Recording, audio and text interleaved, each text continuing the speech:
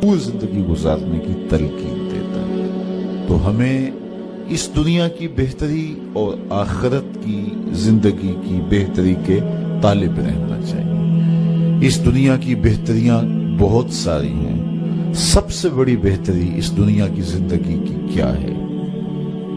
دولت، شہرت، عزت، آبرو، کیا اس دنیا کی سب سے بڑی دولت ہے؟ جو مل جائے تو اس پر بہت زیادہ شکر کرنا چاہیے۔ تو آئیے قرآن کھولیے، سورہ المومنون ہے، ارشاد فرمایا قد افلح المؤمنون، فلاح انہوں نے پائی جنہیں ایمان نصیب ہوا۔ تو اس کائنات میں سب سے بڑی نعمت جو حضرت انسان کو دی گئی ہے وہ دولت ایمان ہے۔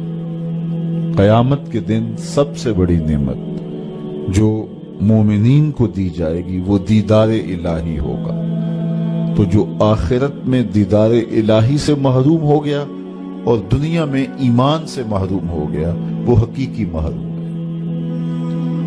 ایک شخص چرخ میں اڑتا ہے، ہواؤں میں جھولتا ہے، ہر دولت اس کو میسر ہے، عزت شہرت اس کی باندھی ہے، وقار تکریم اسے حاصل ہے، دنیا جانتی ہے، زمانہ سلوٹ کرتا ہے، جو چاہتا ہے وہ ہو جاتا ہے، ہر عیش و عشرت میسر ہے، لیکن اس کے سینے میں ایمان کا چراغاں نہیں، کوڑی مول نہیں ہے اس کا۔ اور ایک شخص جھونپڑے میں رہتا ہے، کھانے کے لیے کبھی مل جاتا ہے کبھی نہیں بھی ملتا، دنیا اسے پہچانتی بھی نہیں ہے، وہ معروف شخص بھی نہیں ہے، لیکن اس کے سینے میں ایمان کا چراغ ہے، وہ خوش نصیب شخص ہے۔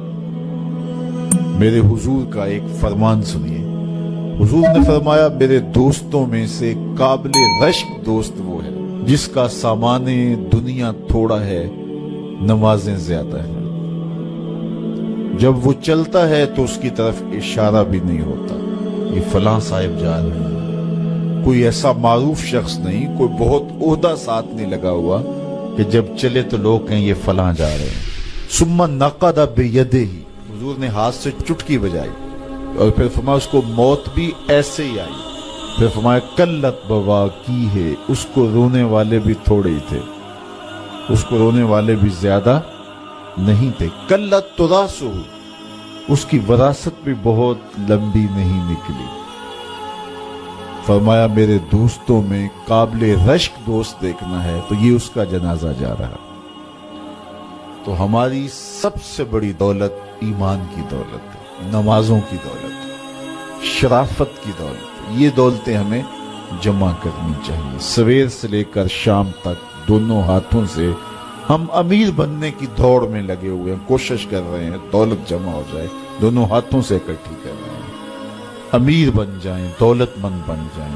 خیال ہے کہ اگر دولت بہت ساری ہوگی تو سکون ملے گا، جب مل جاتی ہے دولت تو پھر سکون نہیں ملتا، کہتے کچھ اور حاصل ہو تو سکون ملے گا، ساری زندگی اس دوڑ میں گزر جاتی ہے۔ جس طرح دنیا کی دولت جمع کرنے کے لیے دوڑ لگاتے ہو، شرافتیں جمع کرنے کے لیے دوڑ لگاؤ، نجابتیں حاصل کرنے کے لیے دوڑ لگاؤ، سجدوں کی کثرت حاصل کرنے کے لیے دوڑ لگاؤ، صالح اعمال جمع کرنے کے لیے دوڑ لگاؤ۔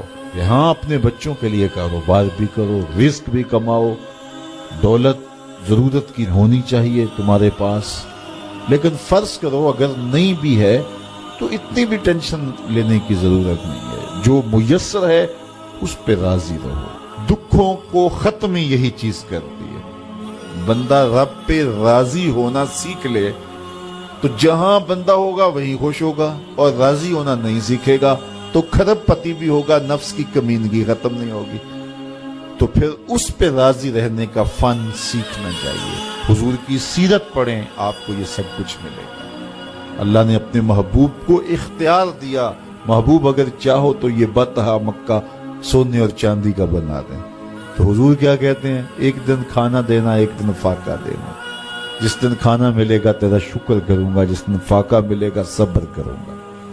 تو اللہ کے حضور عجز یہ بہت بڑی دولت ہے، اگر نصیب ہو گئی تو سمجھو زندگی سوکھی ہو گئی، ورنہ ساری زندگی دھوڑی ختم نہیں ہوتی۔